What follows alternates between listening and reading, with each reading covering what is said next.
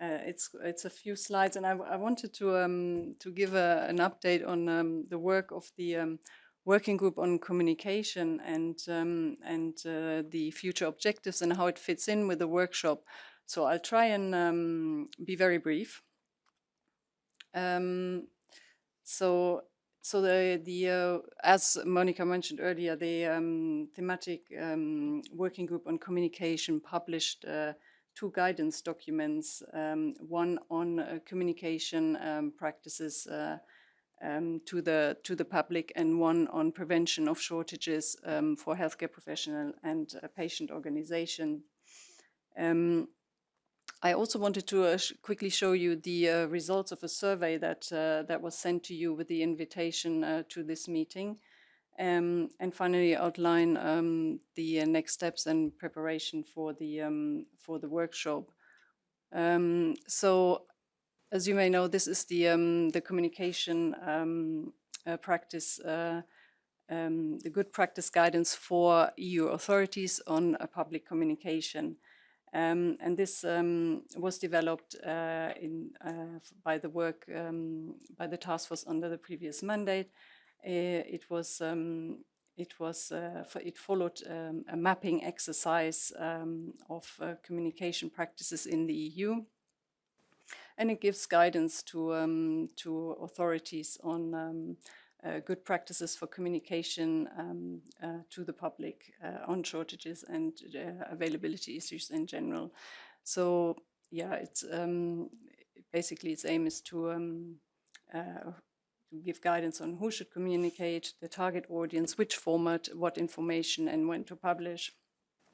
And one of the main recommendations of this guidance was the use of shortage catalogues. So the guidance also addressed the calls for more transparency and information from a number of organizations throughout the years, and as you may know, but information in the EU has improved over the years. In 2014, there were 7 shortage catalogues in the EU. This has gradually increased. 2018, there were 23, and 2020, 25, which represents 80% of EU member states using shortage catalogues to provide information to the public. For the EMA, started using the catalogue in 2016. And you can see the web page on the screen. EMA only communicates on shortage when that affect one or more member states, and when there are specific recommendations given to healthcare professionals. So it only gives a snapshot of some shortages, so not all shortages can be found in the EMA catalogue. And that's why in 2018 we started interlinking it to the national catalogues.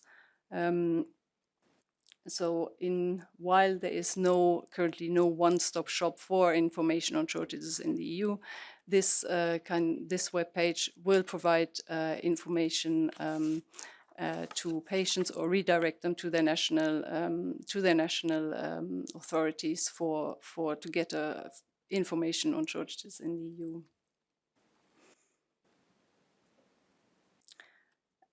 And the second guidance is the good practice guidance on prevention of shortages.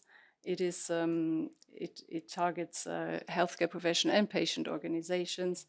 It provides key principles for enhancing practices for prevention, increasing visibility on existing practices, and fostering interaction and improving information exchange between stakeholders. And most importantly, it was developed with a subgroup of patient and healthcare professional representatives, some of who are here today, and it was published earlier this year. So I just briefly want to outline what the document is about. So it provides recommendations to both patient and healthcare professionals organizations. There are recommendations that apply only to patient organizations, and recommendations specific to healthcare professional organizations. And one of the recommendations for both is the development of shortage observatories that collect and analyze information on shortage, also information on consequences for patients, changes in clinical practice, and information on risks of replacement therapies. And then there is also recommendations for education campaigns, key messages on how to ensure safer use of alternatives and how to make best use of limited supplies. For patient organization, it very much centers around also guidance for patients, how to deal with shortages to avoid worsening of situations, and where to find information on shortages. Then specific recommendations for healthcare professionals. They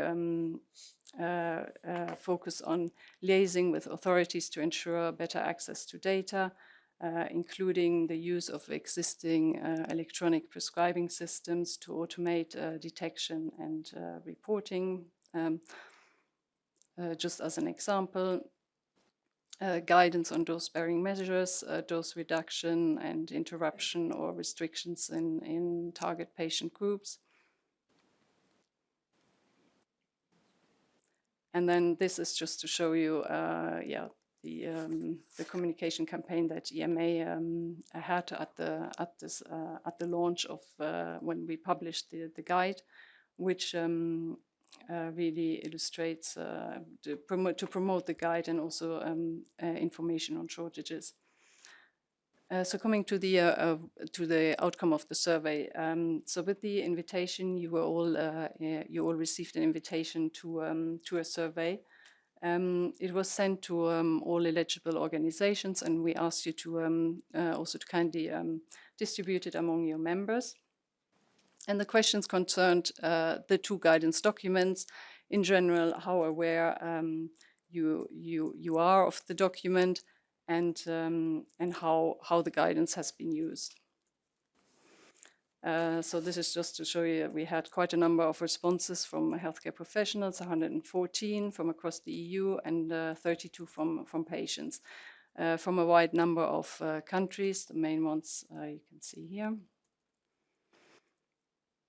So overall, there were more than 50% of patients and healthcare professionals alike. The answers were quite similar, who were not aware of the guidance and also not fully aware of the shortage catalogue. So whereas the guidance, of course, is mainly intended for health authorities, the catalogue is really for patients and healthcare professionals. So, so this really shows that more needs to be done to promote awareness of the catalogues. And then possibly as a result of also the lack of awareness of the shortage catalogue, most of you, around 60% felt that information has not really improved in the last 2 to 3 years.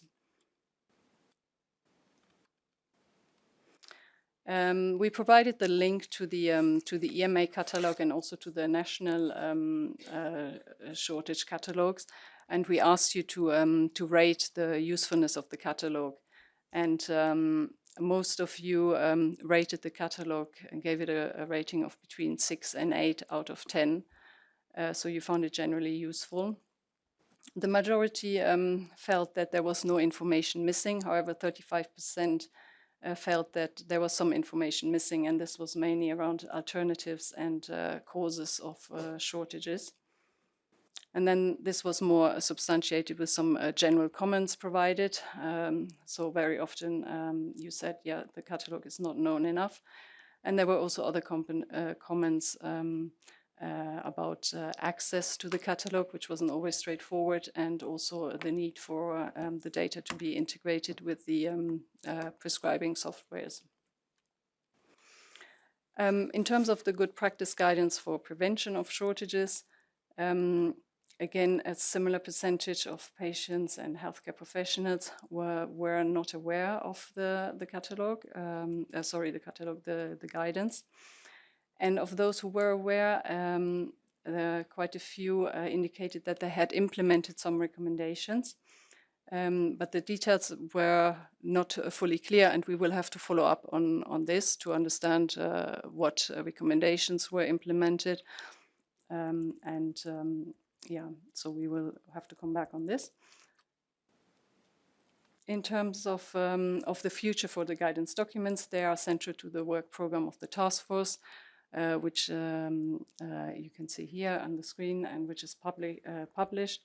And implementation and monitoring are key objectives for both guidance documents.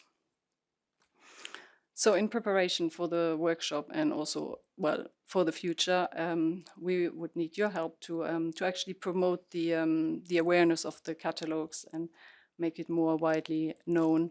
And then in terms of the monitoring activities, so for the communication guidance, we plan to prepare a survey for national authorities to understand what the plans are for the future, if any changes are planned.